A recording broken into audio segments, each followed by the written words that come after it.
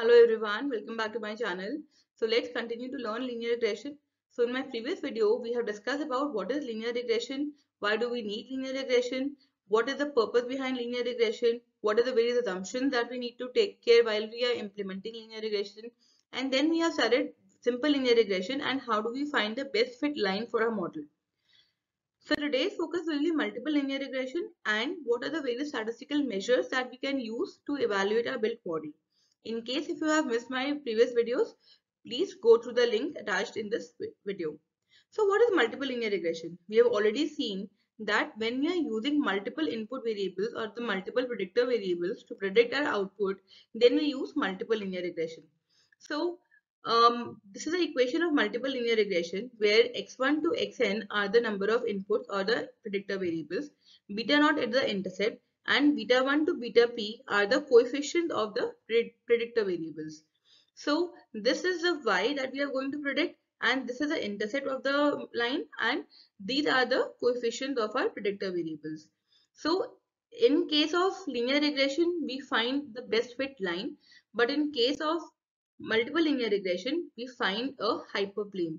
As we are dealing with more than one number of predictor variables or the input variables, then we will form a hyperplane, not a line. So our objective is to find a best fit hyperplane for a model. So to again compute this hyperplane, we need to find a residual sum of squares, and in order to find the minimum residual sum of squares, we need to find the coefficients, that is beta naught, beta 1 till beta n, and we find that using the least square technique. So the objective is same as linear regression. In the linear regression, we were finding the best fit line for the model based on the minimum residual sum of square value, and in multiple linear regression, we are finding the best fit hyperplane for a model based on the minimum residual sum of square value. So let's start. So let's take a simple example. In this example, we want to issue a credit card to a customer and we have selected gender as an input variable to issue a credit card to a customer. Now gender, as you all know, it is a categorical variable in which we have values either of male or of female. Now if I substitute the value of male or female in this place of x, do you think that we will be able to find out the continuous value of our predicted variable? No, because our input is a categorical variable, so how can we find out the continuous data? So in order to convert this categorical data into continuous data, we use one-hot encoding. This is one of the encoding techniques that we use to convert our categorical data into continuous data. For more such methods, please refer to my next video. So in this example, we have replaced male, a category of particular attribute, that is gender, with 0 and female as 1. So let's say this is a data set of male, female, female, male, male and female. So male have been replaced by 0 and female have been replaced by 1. So if we substitute the value of 0 or 1 in place of x, then we will be able to find out our predicted variable or the output variable. So this is a way that we can convert a categorical variable into a continuous variable for the prediction of linear regression model. So let's take up a very simple example of multiple linear regression. If we want to predict the price of a house, now price of a house depends on various factors such as locality, area, number of rooms, number of square feet, and so other factors. So in this, we have taken any arbitrary data comprising of two input factors, that is house age and total number of rooms, and we have the output variable as price, which is the actual price of a house. So house age is representing how old the house is and total number of rooms is representing how many number of rooms that particular house is. Now based on these two rooms, we have to find a predicted variable. So we can predict it using a equation of multiple linear regression, that is beta naught plus beta 1 into house age plus beta 2 into total number of rooms. So beta 1 and beta 2 are the coefficients of the predictor variable and beta naught is the intercept. So let's say we have any arbitrary value for beta naught as 6989.39 and for beta 1 we have 72.08 and for beta 2 we have 0.27. So based on the calculation, now we substitute the house age and total number of rooms for each instance, like 41 and 880 here.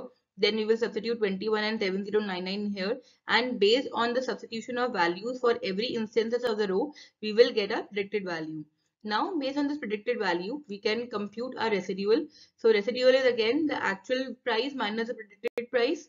So this is what is a predicted variable shows life, and this is the form of hyperplane that we get. So this hyperplane is the best fit hyperplane or not, we don't know. So let's find out. So we can find out the best hyperplane based on two statistical measures. One is root mean squared error and the other one is R squared statistic. So let's see first what is root mean squared error. So root mean squared error is nothing but just an extension of our previous statistical measure, that is sum of residual squares, RSS. So if we remember, we have taken an example of TV sales prediction in our simple linear regression model. So we continue with the same example. So this is the actual sales of TV units and this is the predicted sales of TV units. And if we subtract the actual minus predicted sales, then we get the residual. So root mean squared error is also called as RMSE. And we know that residual is also called as error. So we have first computed the residual or the error, that is E part. Then how do we compute this E part? E part is being computed by y cap minus y. Now we will square it. So we have squared it using a square function. Now we will take a mean. To take a mean, first we have to aggregate all the residuals. So we will aggregate all these residual values that we have computed. Then we will square these residual values. We will find the sum of all these residual values and then we will divide with the total number of instances. So total number of instances here are 16. So we will divide it by 16 and then we will have a square root. So we will take a root function of it. So this is how RMSE value has been derived using the residual sum of square value. So based on this RMSE value, we can see that lower the RMSE value, better is the model. So in this example, the model has, we have built three models which have RMSE as 4.5, RMSE as 2.64 and RMSE as 3.98. So 2.64 is the lowest value. So we call this as a best fit model for our dataset. Now you must be thinking, why do we need to find out the RMSE in place of RSS? We were finding the best fit line with the help of RSS only. So let's say if you want to predict the house price. So house price is something which is measured in rupees. Now if we use residual sum of square, now residual sum of square will return a unit something called as rupees squared. Now rupees square does not make any sense to us. So because we understand only rupees, rupees is a valid unit. So to get this valid unit, therefore we use the root of RSS, which is called as root mean squared error. So lower the value of RMSE, the better the model. Next statistic that we use to evaluate our linear regression model or multiple linear regression model is called as R squared statistic. Now what is this R squared statistic? R squared statistic is basically coefficient of determination and it ranges between the value of 0 and 1. This R squared is not correlation, but this is another statistical measure. Now let's take the example of house price only. Let's say for a particular location, we are finding a house. In a same location, the house price may vary from 45 lakhs to 1 crore, right? So we are very much confused that why is so much variation there in the same locality. And we can say that average price is somewhere around 70 lakhs, right? Now to explain this variance in the output variable. So what is our output variable? Output variable is the price of a house, right? So the price of the house varies from 45 lakhs to 1 crore, right? So how do we explain this variance? This variance is something which is explained by R square statistic. So let's say we have considered several factors of determining the price of a house. It could be area, it could be the locality, it could be number of rooms, right? Number of rooms we have. Now the other factor which come into explanation of this variance is square footage, right? So square footage is the number of area in the room or of a particular house, the super built area or the internal area, right? Now this square footage makes a lot of difference in the house price. Let's say a house which have 100 square foot area in the same locality and the house which has 200 square foot area in the same locality. So automatically the price of this particular house is half of this particular house, right? Because the area is almost double. So this is explaining our variance in the output variable. So these variables which are explaining the variance in our output variable is called as explanatory variable. Now this has been depicted in the following graph. So let's say this is the price of a house and this is the total variance in the price of a house. So let's say this much of variance is being explained by our explanatory variable. We called explanatory variable in the short form as EV. And this particular area is something which we are not able to explain.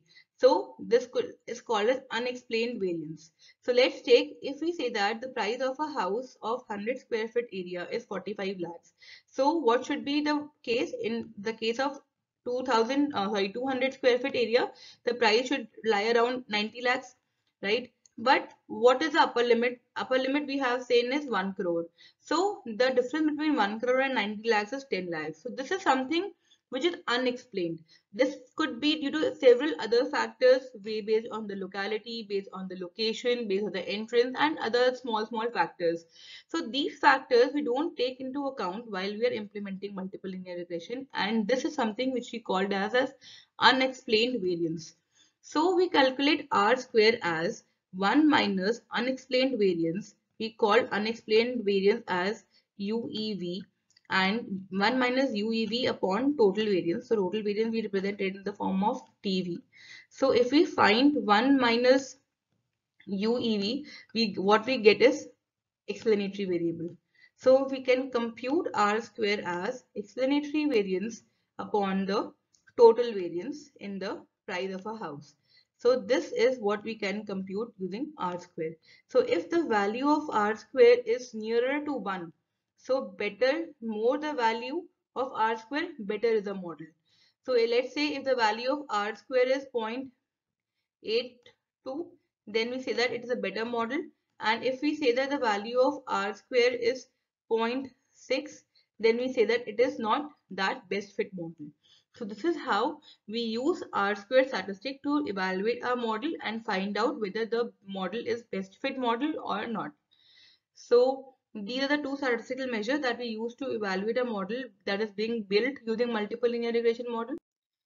So multiple linear regression model or linear regression model has several advantages, so that it is easy to interpret the output and easy to implement, and it is more easy than other complex algorithms.